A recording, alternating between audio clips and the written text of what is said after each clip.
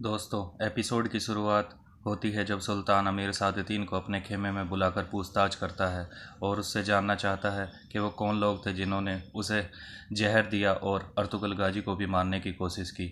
अमीर सादतीन बड़ी ही चालाकी से ये सारा इल्ज़ाम इकतरीना पर डाल देता है, जो उराल की बेवा थी। उसके बाद सुल्तान अपने अहम आदमी को बुलाकर ये कहता है कि वो इकतरीना के बारे में सारी मालूमात जुटाए कि उसका इन सब से क्या वास्ता है। इसके बाद अमीर सादतीन भी सुल्तान को मारने की अपनी कोशिशें तेज़ करने की ख्वाहिश का इजहार करता है और अपने अजीज सिपाही को बोलता है कि वो महल में जाकर उसका साथ देने वालों को इकट्ठा करे। वहीं अर्तुगरुल अपने सिपाहियों के साथ एक गार में मौजूद होता है और काराजेसार किले पर हमला करने की तैयारी कर रहा होता है। इतने में गोनकुत सिपाही आता है और बताता है कि कबीले से अयाज अल्प आया है। अर्तुगरुल उसे अंदर बुलाने के लिए कहता है। तब अंदर आकर अयाज अल्प बताता है कि मुझे आर्कतुक साहब ने भेजा है। दरअसल गुंदोज़ का अपहरण हो गया है और गुंदोज़ को अगवा करने वाला और कोई नहीं, ताज दारियस है। ये सुनकर अर्तुगरुल बेहद ही परेशान हो जाता है और सोच में डूब जाता है।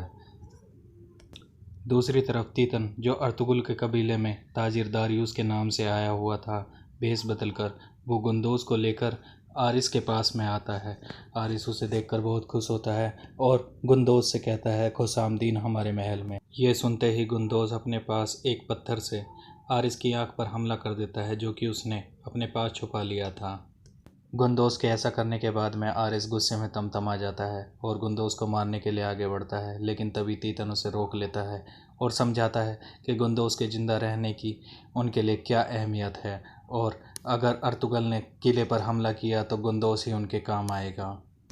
दूसरी तरफ अर्तुगरुल और उसके सिपाही जो गार में मौजूद हैं, वो बहुत ज़्यादा परेशान हो जाते हैं गुंदोज़ के अगवा होने से। तभी बमसी आकर अर्तुगरुल से बोलता है कि हमें फ़ौरन किले में जाना चाहिए और उस किले की दीवारें हमें एरिस के सिर के ऊपर गिरा देनी चाहिए। तब अर्तुगरुल बोलता है, अगर हमने ऐसा किया तो इससे गुंदोज़ की जान को खतरा हो सकता है। सबसे पहले हम ये पता लगाएंगे गुंदोज़ को किले में कहाँ रखा गया है। वहीं हलीमा सुल्तान और हाइमा खातून भी वापस कबीले में पहुंच चुके होते हैं, लेकिन गुंदोज़ के अगवा हो जाने की वजह से वो काफ़ी ज़्यादा परेशान होते हैं और आपस में बातचीत करते हैं कि ना जाने गुंदोज़ इस समय किस हाल में होगा और वो कैसे वापस आएगा। उधर गार में मौजूद अर्तुगरुल और उसके सिपाही ये प्लानिंग कर रहे होते हैं कि गुंदोज़ को कैसे बचाया जाए। अर्तुगरुल आरजिस से कहता है कि वो किले में एरिस के पास जाएगा ताजिर निको बनकर और हमें ये बताएगा कि उसने किले में गुंदोज़ को कहाँ रखा हुआ है।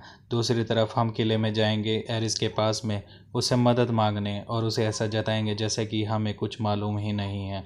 इस तरीके से गुंदोज़ की जान को भी कोई खतरा नहीं होगा। और अगर हमने ऐसा नहीं किया तो अर्तुगरुल बमसी को बताता है कि हम एरिस के दूसरे जाल में फंस जाएंगे, जिसकी वो पूरी तरीके से तैयारी करे हुए बैठा हुआ है।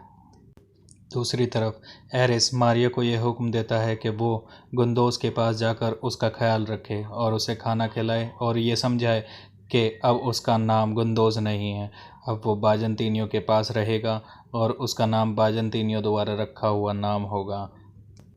गुंदोज़ को जेल में ले जाने के बाद मारिया उसके पास पहुंचती है और उससे बात करने की कोशिश करती है और समझाने की कोशिश करती है उसे, लेकिन गुंदोज़ कुछ भी समझने से मना कर देता है और खाना खाने से भी मना कर देता है और साथ ही वो उसे बताता है कि एक दिन मेरे बाबा आएंगे और तुम सबको इन सब की सज़ा भुगतनी होगी।